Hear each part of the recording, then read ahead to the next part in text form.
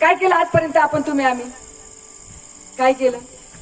त्या सावित्रीनं पती गेल्यानंतर एकदा आणला होता, लक्षात घ्या. माझं उदाहरण सांगते. 10 वेळा माझा पती गेला, पण त्याला 10 वेळा आणलं. लक्षात काय केलं वडाला जाऊन तुम्ही आम्ही आयुष्यामध्ये? याचा धागा त्याला बांध, त्याचा धागा ह्याला बांध, त्याचा धागा ह्याला बांध. असंच केलं का? वेगळं काय केलं? पण या वर्षी आपण वड सावित्री साजरी करायची नाही का? करायची, परंतु आपला आपला वड जपता आला पाहिजे. आपला आपला वड. म्हणून सरपंचाचं नाव का घेतलं? मला साईडला घ्या, बोला, मी झाडं आणून देते. का हो? आता बरेच जणांना वाटेल की झाड, आम्हाला शेती आहे पण कुठेही लावू शकता. पण आता एवढ्या महिला बसल्यात ना, त्या महिलांना एकच प्रश्न पडले की आम्हाला क्षेत्र नाही, आम्ही कुठं लावायचं? कुंडीत लावू शकता, अंगणात लावू शकता, कुठं पण लावू शकता, बरोबर आहे. पण आपलंच वड, आपलाच वडा आपल्याला पूजायचा. ज्याला कळलं त्याने कळून घ्या. विठ्ठल विठ्ठल.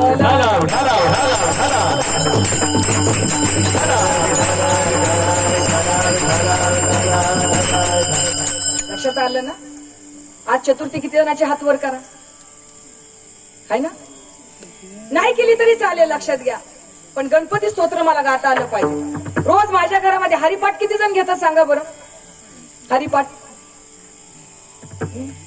कितीही कमवा, लक्षात घ्या. मराठी संतांची भूमी, या संतांच्या भूमीमध्ये तुमचं माझं अनंत काळाचं मतभाग आहे. लक्षात घ्या. रोज हरिपाठ घेतला पाहिजे. भगवद्गीता किती जणांना येते हो? हरिमुखे म्हणा पुण्याची गणना. कोणता प्राणी जगातला सांगा बरं उठल्या उठल्या आंघोळ करून नामस्मरण करते? स्वतःसाठी वेळ दिला पाहिजे. दिवस भयानक आहेत, लक्षात घ्या. नित्य नेम नामी ते प्राणी दुर्लभ, नित्य नेम नामी ते प्राणी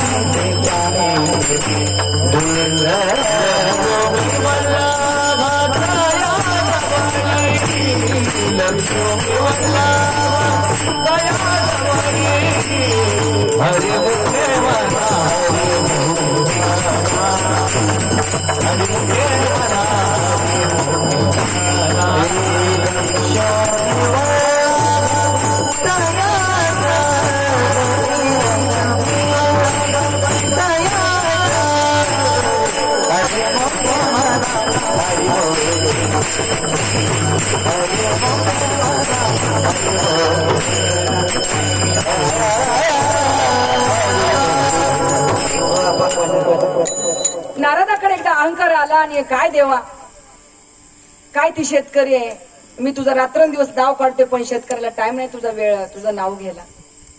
भगवंताने सांगितलं माझ्या शेतकऱ्याकडे सकाळ सकाळ जा. त्यांनी दरवाजा ठोकवला आणि विचारल्यानंतर ते एवढे बिझी होते ना, एवढे बिझी होते की सांगावं लागलं नारदाला की मी नारद आहे, लक्ष नाही. हा आले तर या, बसा तर बसा. पण त्यांच्या हातातलं काम चालू होतं, लक्षात घ्या. शेतकऱ्यांच्या नारदाला राग आला.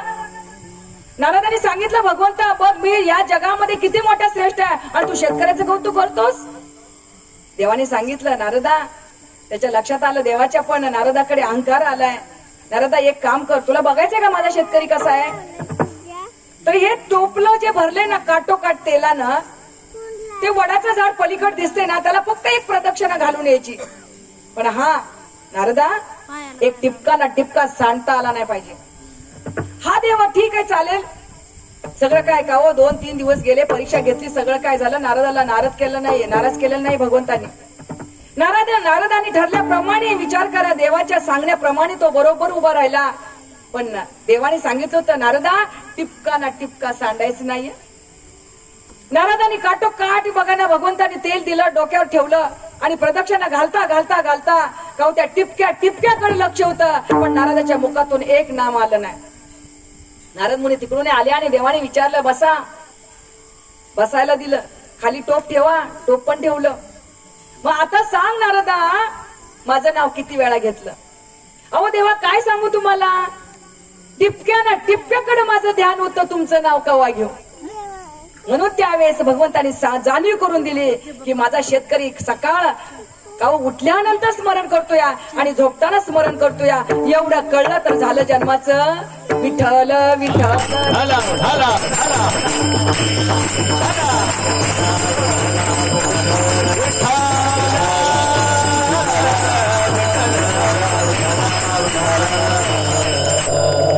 भगवद्गीता किती जण घेतात तो?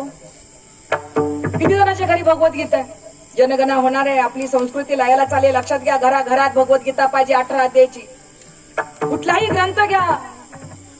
श्री गणेश मा श्री सरस्वती नम सद्गुरुभ्यम नम कामधारक शिष्यदेका विनिविषदाशी कौतुका प्रश्नकरी अतिविषका एक चिते परेसा ओम नमोजी गणनायका सर्वसिद्धी फलदायका ज्ञान भ्रांती छेदका बोधरूप.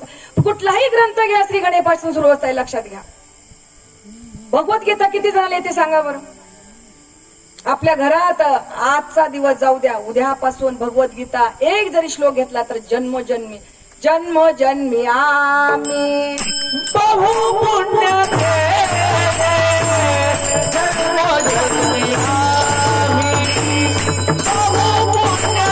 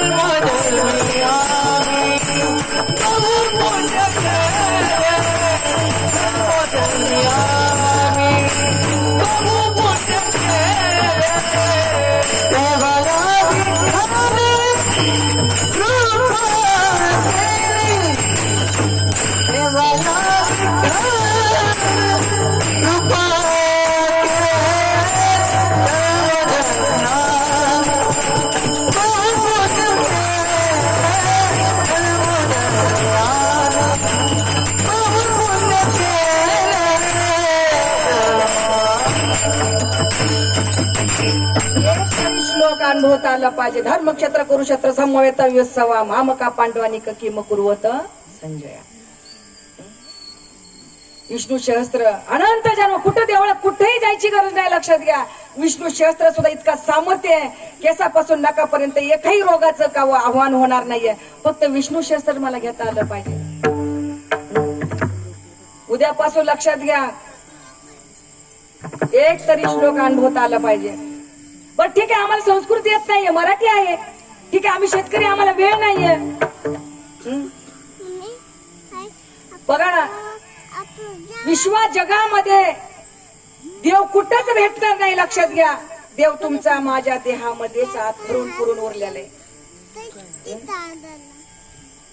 देवा हे देवा हे देवा हे देवा हे